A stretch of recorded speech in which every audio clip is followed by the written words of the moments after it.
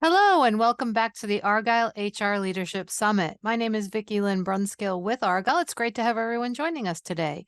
Just a couple of notes before I turn things over to our esteemed closing speaker. First, a quick reminder to stop by our sponsor's virtual booth at any time during today's event and for the following week. Our partner is committed to providing you with valuable content and a great overall experience. At any time during today's event, you can visit their booth from the main agenda page. And now, without further delay, I'd like to introduce our speaker, Wagner Denuzzo, former Vice President of Organizational Effectiveness at Prudential Financial. We're so excited to have Wagner with us for a keynote presentation titled Future of HR for the Digital Workplace. Welcome, Wagner, and over to you. Thank you so much. Hi, everyone. Really nice to be here with you because you already had several sessions on the topic of HR technology and how we can create a workplace that is really successful for everyone involved. So I hope what I have to present is going to continue to add to your understanding of what's going to be the future of HR. I think we're all anticipating changes, but the reality is the future of work, it's here. I was hired at Prudential as the head of capabilities for future of work in 2019.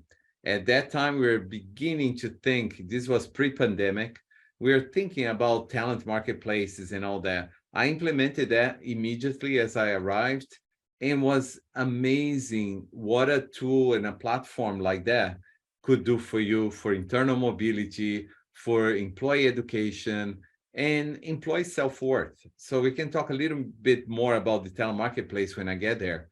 But what you can see here, the manager experience is a really key issue right now because the workplace, workforce are transforming and managers are struggling to navigate those shifts. That's why it's going to be so important for us to create an environment, an ecosystem in HR where not only employees, but managers also feel comfortable dealing with all that's happening, the internal, external factors, the leadership burnout. I saw in other sessions, people talked about that. And in fact, I was talking to 60 CHROs last week, and they confirmed leadership burnout is a reality. We asked them to be exceptional superpower people, super roles, right? Superpower roles that they played during the pandemic. And now the hybrid workplace is challenging them as well. So employees now are reconsidering everything. I don't know how you feel about this, but I believe the employees are much more aware of what their choices are and how they can make the best choices for their lives, knowing that now there's options. I think before the pandemic, we had less options for people to decide for themselves what they want to do in terms of work. But I think now we open this ecosystem in which people are thinking, what are the components of these new environments that I want to participate in? And that's very important. The technology, we are going to talk about this. It's funny that I was listening to Jim just before, and on Friday, somebody asked about Chat GPT. Chat GPT is here to stay. And I was talking to a colleague of mine on Friday. All of us have been discussing what is this future of workplace looks like in the hybrid. So I just asked ChatGPT, what are the leadership skills needed for the hybrid workforce? That was my question. And it came up with communication, adaptability, empathy, collaboration, organization, trust, and technology skills. It was almost mirrored of what Jim was talking about. What are the skills that we need to develop? Except for creativity, influencing, and driving performance. Those are the three that the ChatGPT didn't have. But it's amazing what this technology is doing. Basically, I asked a question and it brought me the essential skills needed for me to relate to managers, how to manage a hybrid workforce. Things that would take days for us to source and discuss and all that. So I would say this. People say why AI is important. AI is important not to guide your decisions. I don't believe it's about decision-making only. It's about understanding the context you're in. because a friend of mine also asked ChatGPT, can we expect the same level of attrition this year than we had last year? And ChatGPT simply said, I don't know your industry or your company, so it's hard for me to understand the variables that comprise your attrition. That was amazing. So it is amazing how what I say here is what I always say, clarity creates capacity. Instead of confusing people, lack of direction, some scholars even just said, they said it's more important that leaders have consistency in how they approach the hybrid workplace than having an opinion. So the number of days or the number of days off, the number of days at home, it doesn't matter if leaders don't align with their thought. What's important is to have clarity about what's expected. Could be 2 days or 3 days, doesn't matter, but you need to be clear. Clarity creates capacity because then employees are not discussing rumors. People are not discussing their confusion. They are not losing time, fearful of not understanding where we are going. So all the capacity that we use in our brains to try to figure it out things can be saved by creating clarity and creating capacity from it. So I hope we understand that.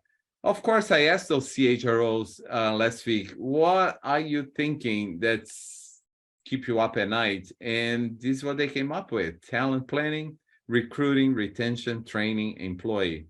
So clearly, we're all focused on retention of the best talent, planning for the talent ahead. Recruitment continues to be a source of stress, and the employee experience itself. But I hope, and you can disagree with me, and we can talk about this on the chat.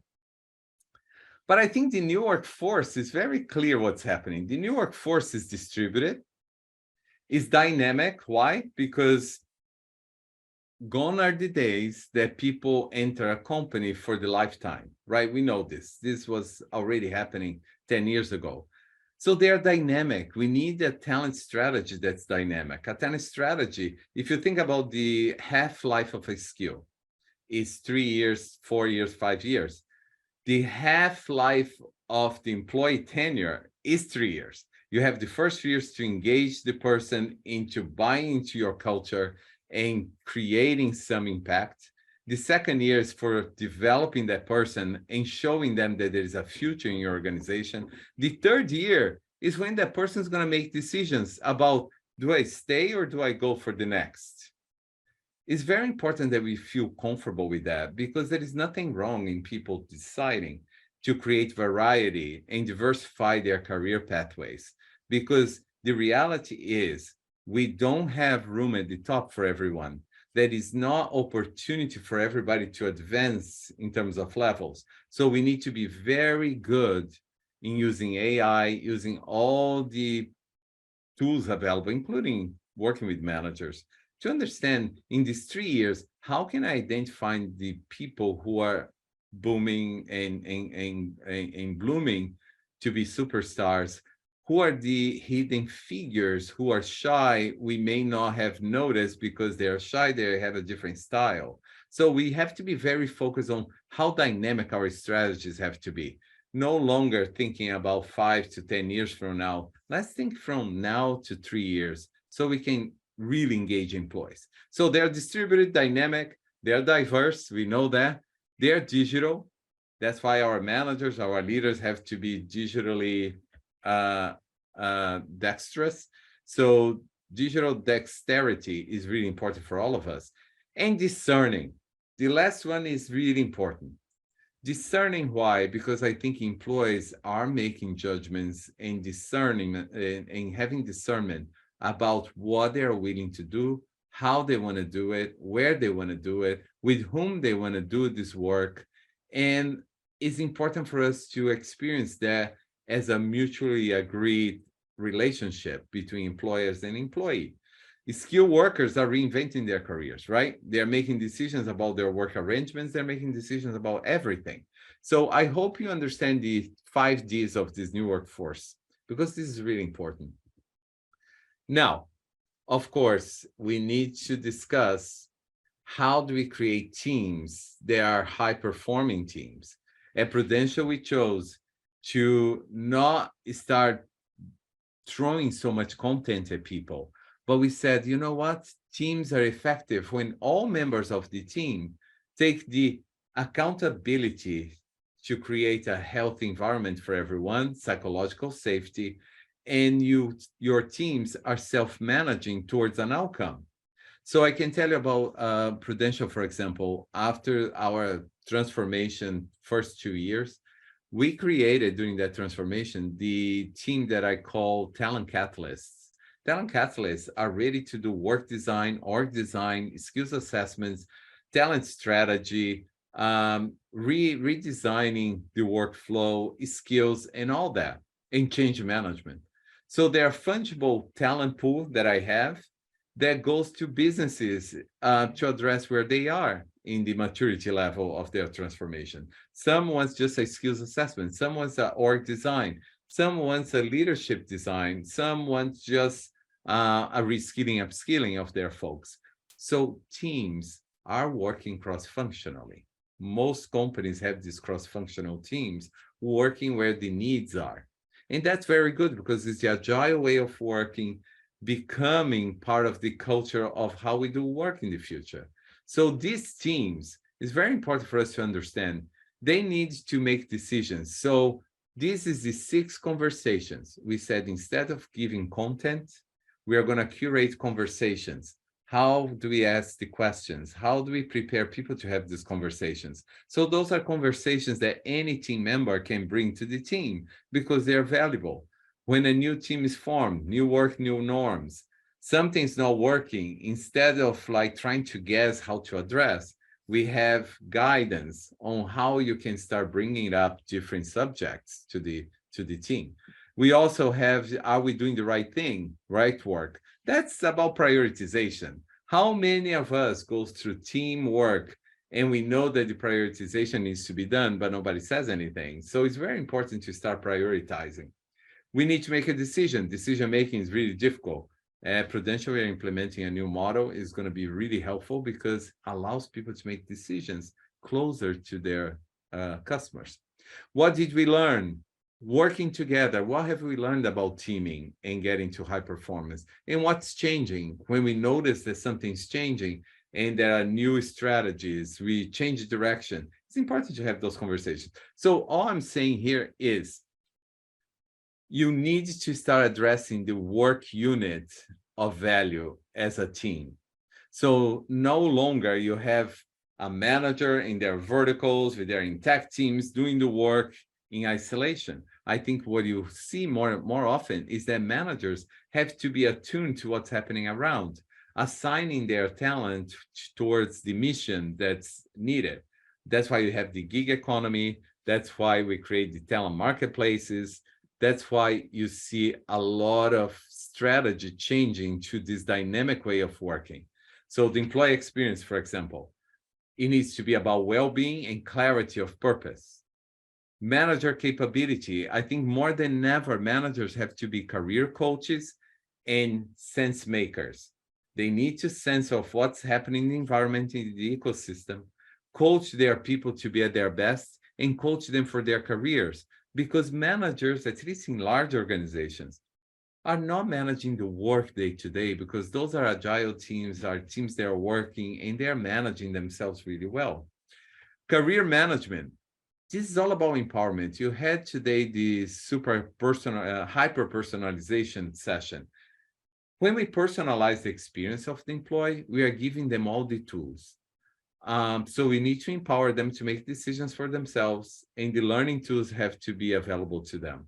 Strategic workforce planning allows businesses to start thinking from now to 3 years from now, what are the skills that are going to be evolving, emerging? What are the skills that are declining? And what are the talent pools available? Why do I talk about talent pools? The workforce is composable.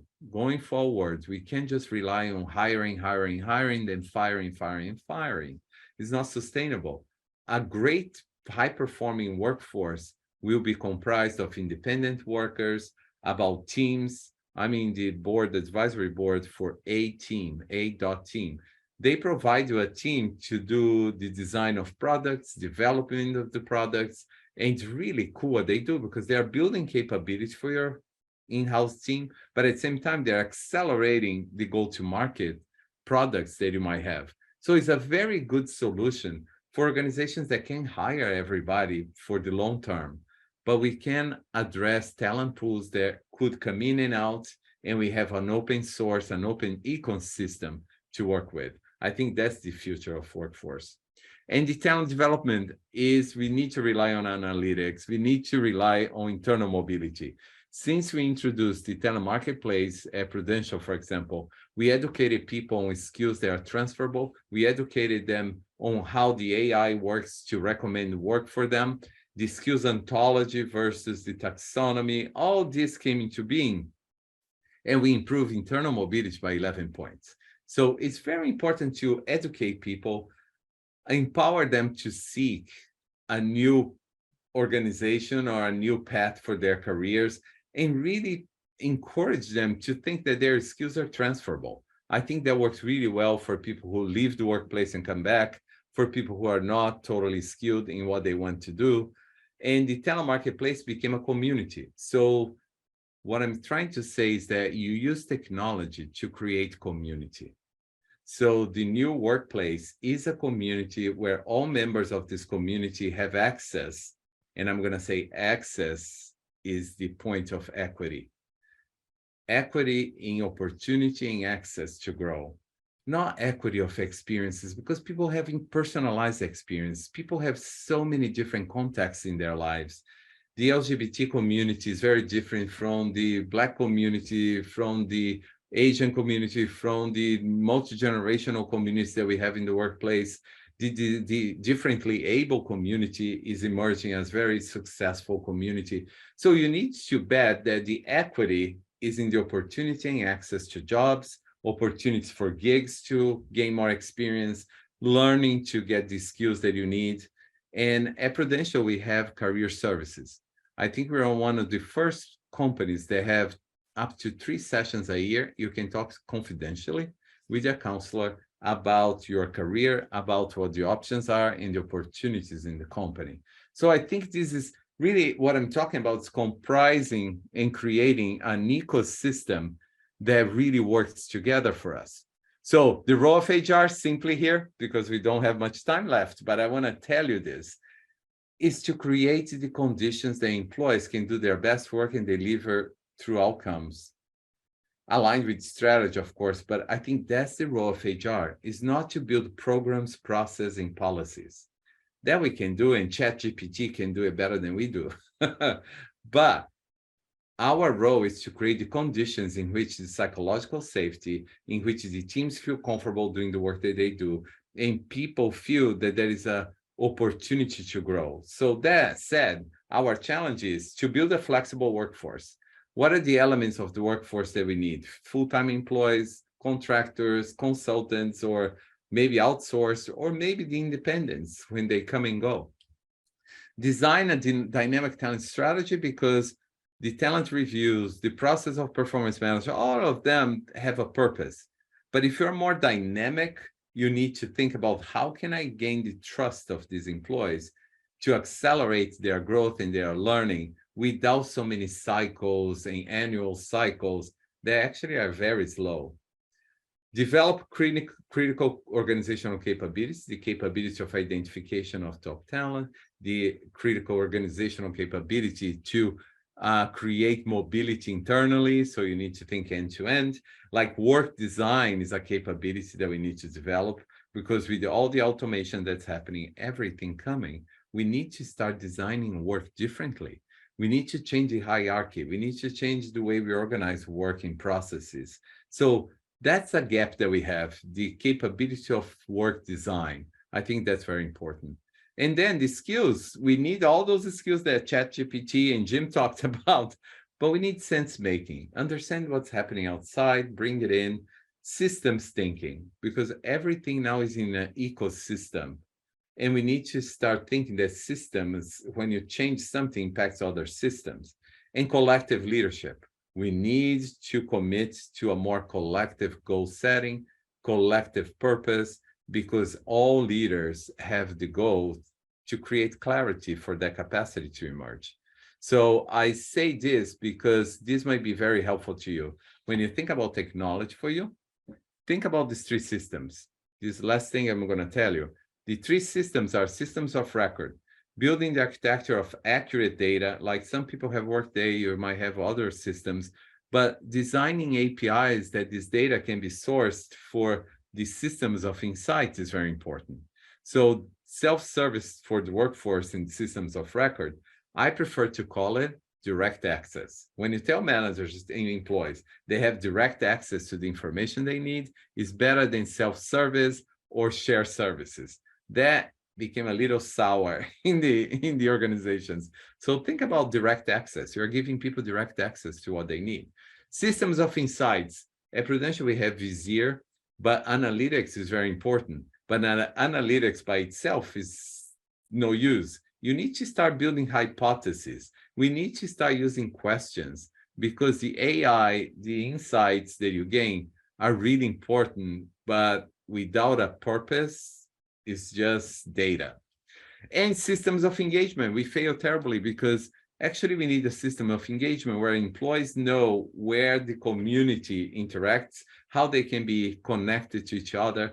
Teams is good, but it's not enough, because everything should be in a systems of engagement where people always know where to go. They always know where to find. They always know where the community meets. So the talent marketplace, for us at least, became this system of engagement. So think about that, because the employee experience, like the business, is now a platform. Thank you, Wagner, for such a timely keynote. I want to thank everyone else for joining us today for the session. And I would remind you that this session, along with all of today's content, will be available on demand following the event. This officially concludes the Argyle HR Leadership Summit. We would like to thank today's sponsor, Experian. This event would not have been possible without their support. Thank you all again for joining us and engaging in our content. Have a great rest of your day.